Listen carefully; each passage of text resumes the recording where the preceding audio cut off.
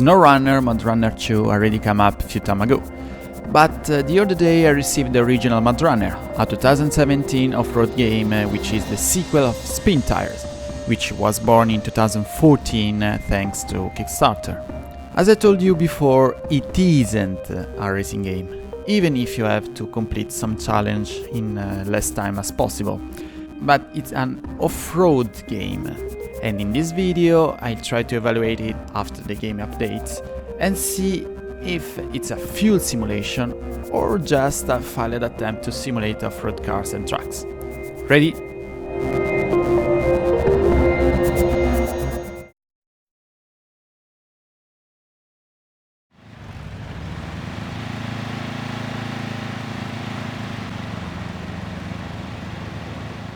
Tyres model reminds me a bit of BNG. It's a bit slippery on tarmac.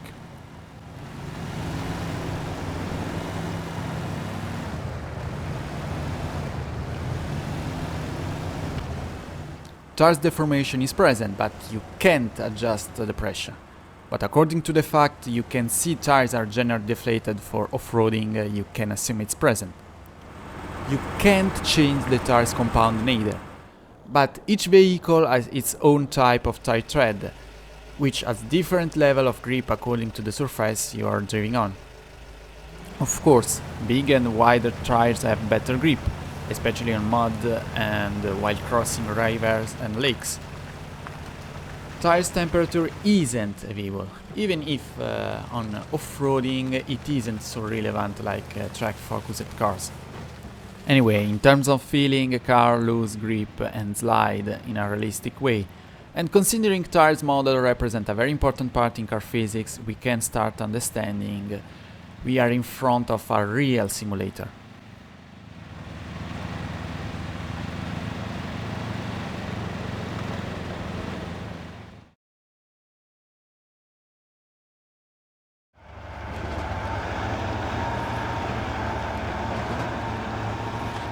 Suspension system is well made, even if, like the tires, it's said the fact you can't set up them.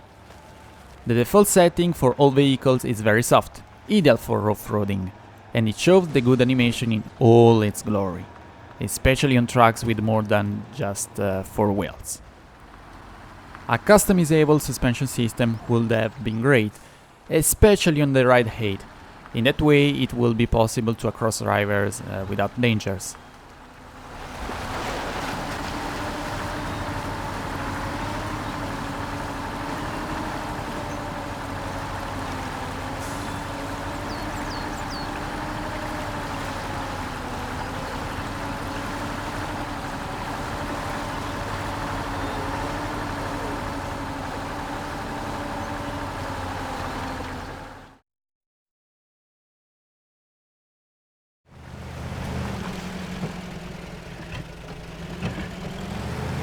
The surfaces you'll find on Mudrunner are tarmac, dirt, mud and mud underwater.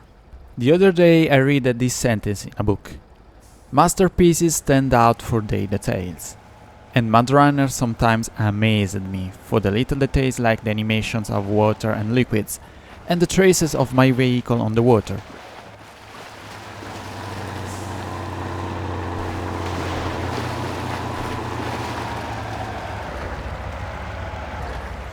Air and surface temperature are absent. Same for wind, which could have been an interesting feature, especially on parts where you risk to roll over the track.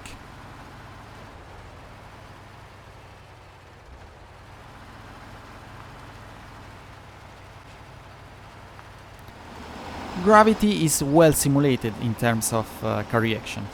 But I'm a bit perplexed about the difference in terms of weight between a fuel-loaded track and an empty track. You really can't feel a noticeable difference in terms of drivability in these cases.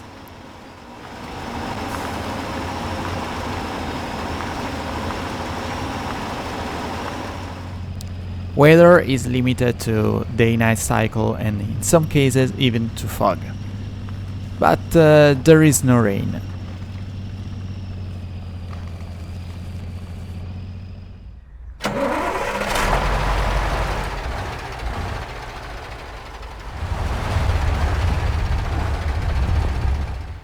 force feedback is okay, nothing special. You can feel the weight transfer and the imperfection on the surface, but sadly you can't customize it. Too bad, because it will be interesting to feel the steering wheel getting harder when you think on the mud, especially on old vehicles which don't feature the power steering.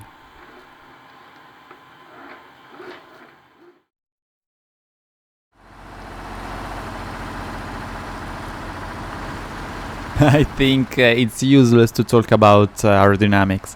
It's a sense justified by the fact it's completely negligible in off-roading. I guess brakes temperature isn't simulated neither, because I couldn't feel the difference in terms of cold-hot brakes. Also because all vehicles are pretty slow, they don't allow you to warm up the brakes.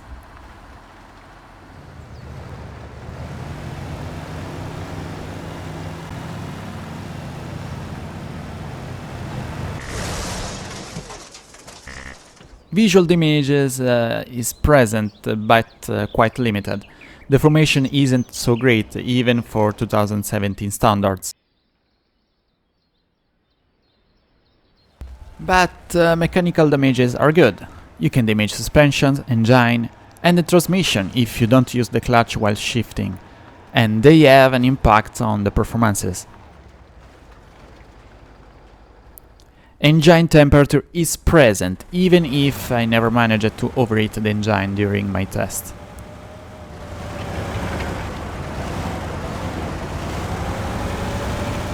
For the weight and balance, every vehicle has its own center of gravity, and you can feel the weight difference between a Jeep and a 8-wheel truck. But as I told you before, I struggled to feel the difference between a fuel-loaded vehicle and an empty vehicle. Setup system features the possibility to add elements to the truck, such trailer, cisterns, fireproofs, exhaust, spare wheel, but as I told you before, it doesn't allow you to adjust tires, suspension and gears.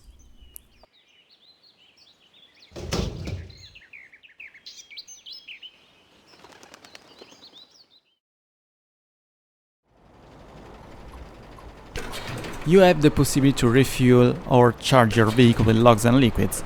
And it's very interesting, every vehicle has a different fuel consumption. You can lock or unlock the differential to allow both wheels to travel the same speed. So when traction is lost for one wheel, both wheels will still keep spinning regardless the amount of resistance. That's the basics of off-roading. But aside from that, and selecting the four-wheel drive system, you don't have anything else.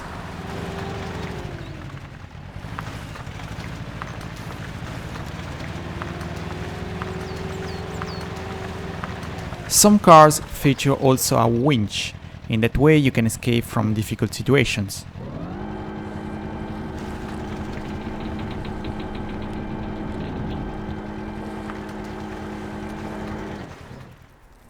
There are some interesting challenges which are harder than you think. You have to respect some rules and sometimes a limited time to fully pass the mission. There aren't voices in game, no radio communications. So if you want some human contact, I suggest you to buy a micro and go online off-roading session with one of your friends.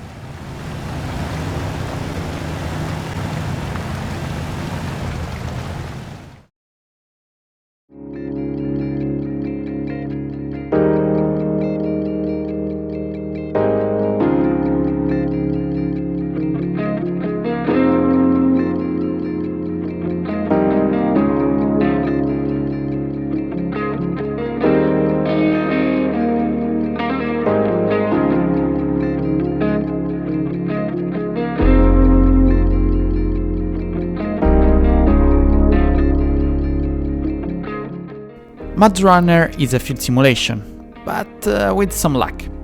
Nothing too serious, but some feature could make the game deeper and more interesting, considering in some case the gameplay is slow and you need a lot of patience to do a simple mission. This simulation gets better when you play online, because unlike normal racing game in which you have to play against human opponents, here in this game you can cooperate with them to pass a difficult mission together.